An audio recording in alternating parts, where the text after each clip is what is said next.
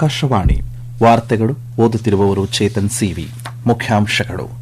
ಪ್ರಧಾನಿ ನರೇಂದ್ರ ಮೋದಿ ಇಂದಿನಿಂದ 6 ದಿನಗಳ ಪಂಚರಾಷ್ಟ್ರ ಪ್ರವಾಸ, ಇಂದು ಯುಎಇಗೆ ಭೇಟಿ.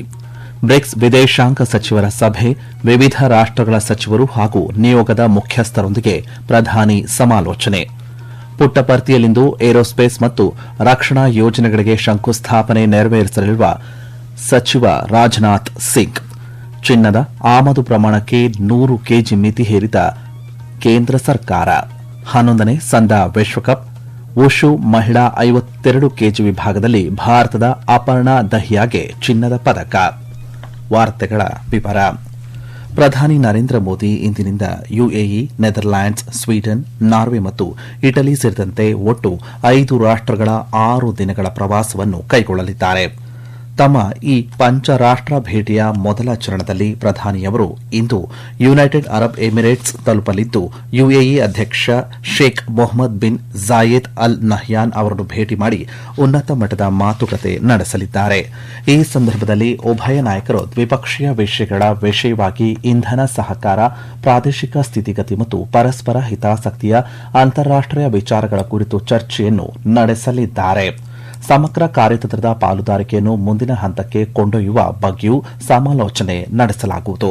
ಪ್ರಧಾನಿ ಅವರ ಪ್ರವಾಸದ ಕುರಿತು ಸುದ್ದಿಗಾರರಿಗೆ ಮಾಹಿತಿ ನೀಡಿದ ವಿದೇಶಾಂಗ ಸಚಿವಾಲಯದ ಪಶ್ಚಿಮ ವಲಯ ಹೆಚ್ಚುವರಿ ಕಾರ್ಯದರ್ಶಿ ಅಸೀಂ ಮಹಾಜನ್, ಭಾರತ ಮತ್ತು ಯುಎಇ ನಡುವಿನ ಸಂಬಂಧದಲ್ಲಿ ಇಂಧನ ವಲಯ ಪ್ರಮುಖ ಆಧಾರಸ್ತಂಭವಾಗಿದೆ. ಕಳೆದ ವರ್ಷ ಭಾರತದ ಕಚ್ಚಾ ತೈಲ ಅಗತ್ಯತೆಯ ಶೇಕಡಾ 11% ಪೂರೈಸುವ ಮೂಲಕ ಯುಎಇ ಭಾರತದ 4ನೇ ದೊಡ್ಡ ತೈಲ ಮೂಲವಾಗಿ ಹೊರಹೊಮ್ಮಿದೆ ಎಂದು ಹೇಳಿದ್ದಾರೆ. ಇಂಧನ ಭದ್ರತೆಯ ಜೊತೆಗೆ ಭಾರತಕ್ಕೆ ರಫ್ತಾಗುವ ಒಟ್ಟು ಎಲ್ಪಿಜಿ ಪೂರೈಕೆಯಲ್ಲಿ ಯುಎಇ ಸುಮಾರು ಶೇಕಡಾ 40% ಪಾಲನ್ನು ಹೊಂದಿದೆ. ಹೂಡಿಕೆ ಕ್ಷೇತ್ರದಲ್ಲೂ ಭಾರತೀಯ ಕಂಪನಿಗಳು ಯುಎಇಯ ತೈಲ ಸ್ವತ್ತುಗಳಲ್ಲಿ ಗಮನಾರ್ಹ ಹೂಡಿಕೆಯನ್ನು ಮಾಡಿವೆ.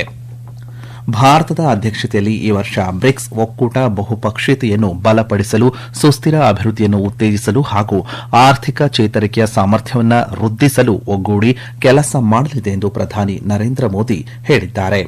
ನವದೆಹಲಿಯಲ್ಲಿ ನಡೆಯುತ್ತಿರುವಂತಹ ಬ್ರಿಕ್ಸ್ ವಿದೇಶಾಂಗ ಸಚಿವರ ಸಭೆಯ ಹಿನ್ನೆಲೆಯಲ್ಲಿ ತಮ್ಮನ್ನು ಭೇಟಿಯಾದ ವಿವಿಧ ರಾಷ್ಟಗಳ ವಿದೇಶಾಂಗ ಸಚಿವರು ಹಾಗೂ ನಿಯೋಗದ ಮುಖ್ಯಸ್ಥರೊಂದಿಗೆ ಮಾತುಕತೆ ನಡೆಸಿದ ಪ್ರಧಾನಿ, ಉದಯೋನ್ಮುಖ ಆರ್ಥಿಕತೆಗಳ ನಡುವಿನ ಸಹಕಾರವನ್ನು ಹೆಚ್ಚಿಸಲು ಹಾಗೂ ಜಾಗತಿಕ ದಕ್ಷಿಣದ ಆಶೋತ್ತರಗಳಿಗೆ ಧ್ವನಿಯಾಗಲು ಬ್ರಿಕ್ಸ್ ಒಂದು ಪ್ರಮುಖ ವೇದಿಕೆಯಾಗಿ ಹೊರಹೊಮ್ಮಿದೆ ಎಂದು ಹೇಳಿದ್ದಾರೆ.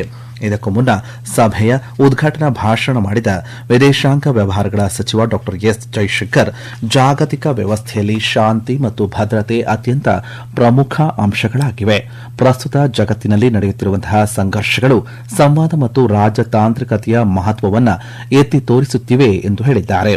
ತಾಂತ್ರಿಕ ಪ್ರಗತಿಯನ್ನು ಉತ್ತಮ ಆಡಳಿತ ಮತ್ತು ಅಂತರ್ಗತ ಬೆಳವಣಿಗೆಗೆ ಬಳಸಿಕೊಳ್ಳುವಂತೆ ಕರೆ ನೀಡಿದ ಸಚಿವರು, ಭಯೋತ್ಪಾದನೆ ವಿರುದ್ಧದ ಹೋರಾಟದಲ್ಲಿ ಸಹಕಾರ ಬಲಪಡಿಸುವ ಕುರಿತು ಮಾತನಾಡಿ, ವಿವಿಧ ಸವಾಲುಗಳ ನಡುವೆ ಬ್ರಿಕ್ಸ್ ಒಕ್ಕೂಟ ಜಗತ್ತಿನಲ್ಲಿ ಸ್ಥಿರತೆ ತರುವ ಪಾತ್ರವನ್ನು ವಹಿಸುತ್ತದೆ ಎಂಬ ನಿರೀಕ್ಷೆಯಿದೆ ಎಂದು ತಿಳಿಸಿದ್ದಾರೆ. ಆಂಧ್ರಪ್ರದೇಶದ ಶ್ರೀ ಸತ್ಯಸಾಯಿ ಜಿಲ್ಲೆಯ ಪುಟ್ಟಪರ್ತಿಯಲ್ಲಿ ಕೇಂದ್ರ ರಕ್ಷಣಾ ಸಚಿವ ರಾಜನಾಥ್ ಸಿಂಗ್ ಅವರು ಇಂದು ಹಲವು ಪ್ರಮುಖ ಏರೋಸ್ಪೇಸ್ ಮತ್ತು ರಕ್ಷಣಾ ಯೋಜನೆಗಳಿಗೆ ಶಂಕುಸ್ಥಾಪನೆಯನ್ನು ನೆರವೇರಿಸಲಿದ್ದಾರೆ. ವೈಮಾನಿಕ ಅಭಿವೃದ್ಧಿ ಸಂಸ್ಥೆ ಎಡಿಎಯ ವಿಮಾನ ಜೋಡಣೆ ಮತ್ತು ಹಾರಾಟ ಪರೀಕ್ಷಾ ಕೇಂದ್ರಕ್ಕೆ ಶಂಕುಸ್ಥಾಪನೆ ನೆರವೇರಿಸಲಾಗುವುದು ಎಂದು ರಕ್ಷಣಾ ಸಚಿವಾಲಯ ತಿಳಿಸಿದೆ. ಈ ನೂತನ ಕೇಂದ್ರ ವಿಮಾನ ಜೋಡಣೆ, ಪರೀಕ್ಷೆ, ಮೌಲ್ಯೀಕರಣ ಮತ್ತು ಪ್ರಮಾಣೀಕರಣ ಪ್ರಕ್ರಿಯೆಗಳನ್ನು ಚುರುಕುಗೊಳಿಸಲಿದ್ದು, ವಿಶೇಷವಾಗಿ ದೇಶದ ಸುಧಾರಿತ ಮಧ್ಯಮ ಯುದ್ಧ ವಿಮಾನ ಕಾರ್ಯಕ್ರಮದ ಅಭಿವೃದ್ಧಿಗೆ ಹೆಚ್ಚಿನ ವೇಗ ನೀಡಲಿದೆ. ಸಚಿವ ರಾಜನಾಥ್ ಸಿಂಗ್ ಅನಕಾಪಲ್ಲಿಯಲ್ಲಿ ಸ್ಥಾಪನೆಯಾಗಲಿರುವಂತಹ ಭಾರತ್ ಡೈನಾಮಿಕ್ಸ್ ಲಿಮಿಟೆಡ್ನ ಅತ್ಯಾಧುನಿಕ ನೌಕಾ ವ್ಯವಸ್ಥೆಗಳ ಉತ್ಪಾದನಾ ಘಟಕಕ್ಕೆ ಶಂಕುಸ್ಥಾಪನೆಯನ್ನು ನೆರವೇರಿಸಲಿದ್ದಾರೆ. ಈ ಘಟಕ ನೌಕಾಪಡೆಗೆ ಅಗತ್ಯವಿರುವಂತಹ ಅತ್ಯಾಧುನಿಕ ಶಸ್ತ್ರಾಸ್ತ್ರ ವ್ಯವಸ್ಥೆಗಳನ್ನು ತಯಾರಿಸುವಲ್ಲಿ ಪ್ರಮುಖ ಪಾತ್ರ ವಹಿಸಲಿದೆ. ದೇಶದ ಆಭರಣ ರಫ್ತು ವಲಯದಲ್ಲಿ ಪಾರದರ್ಶಕತೆ ತರುವ ನಿಟ್ಟಿನಲ್ಲಿ ಕೇಂದ್ರ ಸರ್ಕಾರ ಮಹತ್ವದ ಕ್ರಮ ಕೈಗೊಂಡಿದ್ದು, ಮುಂಗಡ ಪರವಾನಗಿ ಯೋಜನೆಯಡಿ ಚಿನ್ನದ ಆಮದು ಮಾಡಿಕೊಳ್ಳುವಂತಹ ಪ್ರಮಾಣಕ್ಕೆ ಸರ್ಕಾರ ಗರಿಷ್ಠ 100 ಕೆಜಿ ಮಿತಿಯನ್ನು ವಿಧಿಸಿದೆ. ಈ ಯೋಜನೆ ಆಭರಣ ರಫ್ತುದಾರರಿಗೆ ಯಾವುದೇ ಸುಂಕವಿಲ್ಲದೆ ಕಚ್ಚಾ ವಸ್ತುಗಳನ್ನು ಆಮದು ಮಾಡಿಕೊಳ್ಳಲು ಅವಕಾಶವನ್ನು ಒದಗಿಸುತ್ತದೆ. ಈವರೆಗೆ ಈ ಯೋಜನೆಯಡಿ ಚಿನ್ನದ ಆಮದಿಗೆ ಯಾವುದೇ ನಿರ್ದಿಷ್ಟ ಮಿತಿ ಇರಲಿಲ್ಲ. ವಿದೇಶಿ ವ್ಯಾಪಾರ ಮಹಾನಿರ್ದೇಶನಾಲಯ ಡಿಜಿಎಫ್ಡಿ ಹೊರಡಿಸಿರುವ ಪ್ರಕಟಣೆಯ ಪ್ರಕಾರ ರಫ್ತು ಪ್ರಕ್ರಿಯೆಯಲ್ಲಿ ಸಮತೋಲನ ಕಾಯ್ದುಕೊಳ್ಳಲು ಮತ್ತು ದೇಶೀಯ ಮಾರುಕಟ್ಟೆಯ ಹಿತದೃಷ್ಟಿಯಿಂದ 100 ಕೆಜಿ ಮಿತಿಯ ಈ ನಿರ್ಧಾರ ತೆಗೆದುಕೊಳ್ಳಲಾಗಿದೆ ಎಂದು ವಿಶ್ಲೇಷಿಸಲಾಗಿದೆ. ರಫ್ತುದಾರರು ತಮ್ಮ ಹಿಂದಿನ ಪರವಾನಗಿಯಲ್ಲಿ ನಿಗದಿಪಡಿಸಲಾದ ರಫ್ತು ಹೊಣೆಗಾರಿಕೆಯ ಪೈಕಿ ಕನಿಷ್ಠ ಶೇಕಡಾ 50% ಪೂರೈಸಿದ ನಂತರವಷ್ಟೇ ಮುಂದಿನ ಆಮದು ಪರವಾನಗಿಗೆ ಅರ್ಜಿ ಸಲ್ಲಿಸಲು ಅರ್ಹರಾಗಿರುತ್ತಾರೆ ಎಂದು ಷರತ್ತು ವಿಧಿಸಿದೆ. ಈ ವಾರ್ತೆಯನ್ನು ಆಕಾಶವಾಣಿಯಿಂದ ಕೇಳುತ್ತಿದ್ದೀರಿ. ನಮ್ಮ ಎಲ್ಲಾ ರಾಷ್ಟ್ರೀಯ ವಾರ್ತೆಗಳು ಹಾಗೂ ಪ್ರದೇಶ ಸಮಾಚಾರ ಈಗ ಆಕಾಶವಾಣಿ ನ್ಯೂಸ್ ಕನ್ನಡ ಯೂಟ್ಯೂಬ್ ಚಾನೆಲ್ನಲ್ಲಿ ಲಭ್ಯ. ನಮ್ಮ ಎಕ್ಸ್ ಖಾತೆ ಮತ್ತು ಇನ್ಸ್ಟಾಗ್ರಾಂ ಖಾತೆ ಆಕಾಶವಾಣಿ ನ್ಯೂಸ್ ಕನ್ನಡ. ಹೆಚ್ಚಿನ ಮಾಹಿತಿಗಾಗಿ ನಮ್ಮ ಫೇಸ್ಬುಕ್ ಖಾತೆ AIR ಕನ್ನಡ ನ್ಯೂಸ್ ಅನುಸರಿಸಿ. ಮಾಹಿತಿಯ ಹೂರಣ ವಾರದ ಕಾರ್ಯಕ್ರಮ ಪ್ರಚಲಿತ ವಿದ್ಯಮಾನ ಪ್ರತಿ ಬುಧವಾರ 9:15ಕ್ಕೆ. ಐರೋಪ್ಯ ಒಕ್ಕೂಟ ಮಾರುಕಟ್ಟೆಗೆ ಆಕ್ವಾ ಕಲ್ಚರ್ ಅಂದರೆ ಜಲಕೃಷಿ ಉತ್ಪನ್ನಗಳ ರಫ್ತನ್ನು ಮುಂದುವರಿಸಲು ಅನುವು ಮಾಡಿಕೊಡುವ ಪರಿಷ್ಕೃತ ಕರಡು ಪಟ್ಟಿಯಲ್ಲಿ ಭಾರತವನ್ನು ಸೇರಿಸಲಾಗಿದೆ. ಸೆಪ್ಟೆಂಬರ್ 2026ರಿಂದ ಜಾರಿಗೆ ಬರುವಂತೆ ಮಾನವ ಬಳಕೆಯ ಪ್ರಾಣಿ ಮೂಲದ ಉತ್ಪನ್ನಗಳನ್ನು ರಫ್ತು ಮಾಡಲು ಅನುಮತಿ ಇರುವ ದೇಶಗಳ ಪಟ್ಟಿಯಲ್ಲಿ ಈ ಮೊದಲು ಭಾರತವನ್ನು ಕೈಬಿಡಲಾಗಿತ್ತು ಎಂದು ವಾಣಿಜ್ಯ ಮತ್ತು ಕೈಗಾರಿಕಾ ಸಚಿವಾಲಯ ತಿಳಿಸಿದೆ. ಐರೋಪ್ಯ ಆಯೋಗದ ನಿಯಮಗಳ ಅನುಸಾರವಾಗಿ ಭಾರತ ಕೈಗೊಂಡಿರುವಂತಹ ಅನುಸರಣಾ ಕ್ರಮಗಳ ಹಿನ್ನೆಲೆಯಲ್ಲಿ ಈ ಪರಿಷ್ಕೃತ ಪಟ್ಟಿಯನ್ನು ಸಿದ್ದಪಡಿಸಲಾಗಿದೆ. ಭಾರತದ ಸೇರ್ಪಡೆ ದೇಶದ ಸಮುದ್ರ ಉತ್ಪನ್ನಗಳ ರಫ್ತು ವಲಯಕ್ಕೆ ಅತ್ಯಂತ ಸಕಾರಾತ್ಮಕ ಬೆಳವಣಿಗೆಯಾಗಿದೆ ಎಂದು ತಿಳಿಸಿದೆ. ಉತ್ತರ ಪ್ರದೇಶದಲ್ಲಿ ಕಳೆದ 36 ಗಂಟೆಗಳಲ್ಲಿ ಸುರಿದ ಭಾರೀ ಮಳೆ, ಬಿರುಗಾಳಿ ಮತ್ತು ಸಿಡಿಲಿನ ಅಬ್ಬರಕ್ಕೆ 111 ಮಂದಿ ಮೃತಪಟ್ಟಿದ್ದು 200ಕ್ಕೂ ಹೆಚ್ಚು ಮಂದಿ ಗಾಯಗೊಂಡಿದ್ದಾರೆ.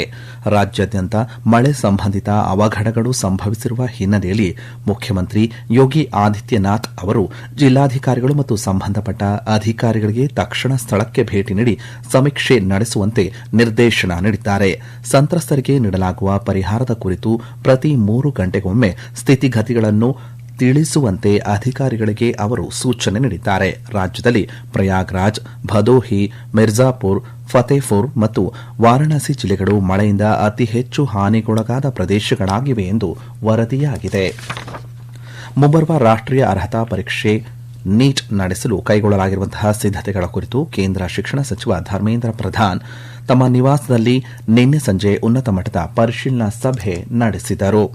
ನೀಟ್ ಪರೀಕ್ಷೆಯನ್ನು ಯಾವುದೇ ಅಡೆತಡೆ ಇಲ್ಲದೆ ಸುಗಮವಾಗಿ ಮತ್ತು ದಕ್ಷತೆಯಿಂದ ನಡೆಸುವ ನಿಟ್ಟಿನಲ್ಲಿ ವಿವಿಧ ಆಯಾಮಗಳ ಕುರಿತು ಸಭೆಯಲ್ಲಿ ಚರ್ಚೆ ನಡೆಸಲಾಯಿತು. ಸಭೆಯಲ್ಲಿ ಉನ್ನತ ಶಿಕ್ಷಣ ಇಲಾಖೆಯ ಕಾರ್ಯದರ್ಶಿ, ಶಾಲಾ ಶಿಕ್ಷಣ ಇಲಾಖೆಯ ಕಾರ್ಯದರ್ಶಿ, ರಾಷ್ಟೀಯ ಪರೀಕ್ಷಾ ಸಂಸ್ಥೆ ಎನ್ಟಿಎಯ ಮಹಾನಿರ್ದೇಶಕರು, ಸಿಬಿಎಸ್ಇ ಅಧ್ಯಕ್ಷರು, ಕೇಂದ್ರೀಯ ವಿದ್ಯಾಲಯ ಸಂಘಟನೆ ಮತ್ತು ನವೋದಯ ವಿದ್ಯಾಲಯ ಸಮಿತಿಯ ಆಯುಕ್ತರು ಸೇರಿದಂತೆ ಹಲವು ಹಿರಿಯ ಅಧಿಕಾರಿಗಳು ಭಾಗಿಯಾಗಿದ್ದರು. ಕೇರಳಂನಲ್ಲಿ ಶಬರಿಮಲೆ ಬೆಟ್ಟದ ದೇವಾಲಯವನ್ನು ನಿನ್ನೆ ಸಂಜೆ ಎಡವಂ ಮಾಸಿಕ ಪೂಜೆಗಾಗಿ ತೆರೆಯಲಾಗಿದೆ. ಭಕ್ತಾದಿಗಳಿಗೆ ಬೆಳಗ್ಗೆ 5 ಗಂಟೆಯಿಂದಲೇ ದರ್ಶನ ಲಭ್ಯವಿರುತ್ತದೆ ಮತ್ತು ಇದೇ 19ರಂದು ರಾತ್ರಿ 10 ಗಂಟೆಗೆ ದೇವಾಲಯದ ಬಾಗಿಲುಗಳನ್ನು ಮುಚ್ಚಲಾಗುತ್ತದೆ. ಯಾತ್ರಿಕರಿಗೆ ಆನ್ಲೈನ್ ಮೂಲಕ ವರ್ಚುವಲ್ ಕ್ಯೂ ಬುಕಿಂಗ್ ಕೂಡ ಲಭ್ಯವಿರುತ್ತದೆ. ಮಕಾವದಲ್ಲಿ ನಡೆದಂತಹ 11ನೇ ಸಂದಾ ವಿಶ್ವಕಪ್ನ ಮಹಿಳೆಯರ 52 ಕೆಜಿ ವಿಭಾಗದಲ್ಲಿ ಭಾರತೀಯ ಉಷು ಆಟಗಾರ್ತಿ ಅಪರ್ಣಾ ದಹಿಯಾ ಚಿನ್ನದ ಪದಕ ತಮ್ಮದಾಗಿಸಿಕೊಂಡಿದ್ದಾರೆ. ಅಪರ್ಣಾ ಅವರು ಫೈನಲ್ನಲ್ಲಿ ಹಾಲಿ ವಿಶ್ವ ಚಾಂಪಿಯನ್ ವಿಯೆಟ್ನಾಂನ ಥಿ ಫುವಾಂಗ್ ಎನ್ಗೋ ಅವರನ್ನು ನೇರ ಸೆಟ್ಗಳಲ್ಲಿ ಮಣಿಸಿದ್ದಾರೆ. ಮೇ 12ರಂದು ಪ್ರಾರಂಭವಾದ ಈ ಸ್ಪರ್ಧೆಯಲ್ಲಿ ಇದು ಭಾರತದ ಮೊದಲ ಚಿನ್ನದ ಪದಕವಾಗಿದೆ. ಹೆಜ್ಬುಲ್ಲಾ ಸಂಘಟನೆಯ ನಿಶಸ್ತ್ರೀಕರಣ ಮತ್ತು ಉಭಯ ದೇಶಗಳ ನಡುವಿನ ಸಂಬಂಧ ಸುಧಾರಣೆಯ ಕುರಿತು ಚರ್ಚಿಸಲು ಇಸ್ರೇಲ್ ಮತ್ತು ಲೆಬನಾನ್ ಅಧಿಕಾರಿಗಳು ವಾಷಿಂಗ್ಟನ್ನಲ್ಲಿ 3ನೇ ಸುತ್ತಿನ ಮಾತುಕತೆಯನ್ನು ನಡೆಸಿದರು. ಕೊನೆಯಲ್ಲಿ ಮತ್ತೊಮ್ಮೆ ಮುಖ್ಯಾಂಶಗಳು. ಪ್ರಧಾನಿ ನರೇಂದ್ರ ಮೋದಿ ಇಂದಿನಿಂದ 6 ದಿನಗಳ ಪಂಚರಾಷ್ಟ್ರ ಪ್ರವಾಸ, ಇಂದು ಯುಎಇಗೆ ಭೇಟಿ. ಬ್ರಿಕ್ಸ್ ವಿದೇಶಾಂಗ ಸಚಿವರ ಸಭೆ, ವಿವಿಧ ರಾಷ್ಟಗಳ ಸಚಿವರು ಹಾಗೂ ನಿಯೋಗದ ಮುಖ್ಯಸ್ಥರೊಂದಿಗೆ ಪ್ರಧಾನಿ ಸಮಾಲೋಚನೆ. ಪುಟ್ಟಪರ್ತಿಯಲ್ಲಿಂದು ಏರೋಸ್ಪೇಸ್ ಮತ್ತು ರಕ್ಷಣಾ ಯೋಜನೆಗಳಿಗೆ ಶಂಕುಸ್ಥಾಪನೆ ನೆರವೇರಿಸಲಿರುವ ಸಚಿವ ರಾಜನಾಥ್ ಸಿಂಗ್. ಚಿನ್ನದ ಆಮದು ಪ್ರಮಾಣಕ್ಕೆ 100 ಕೆಜಿ ಮಿತಿ ಹೇರಿದ ಕೇಂದ್ರ ಸರ್ಕಾರ.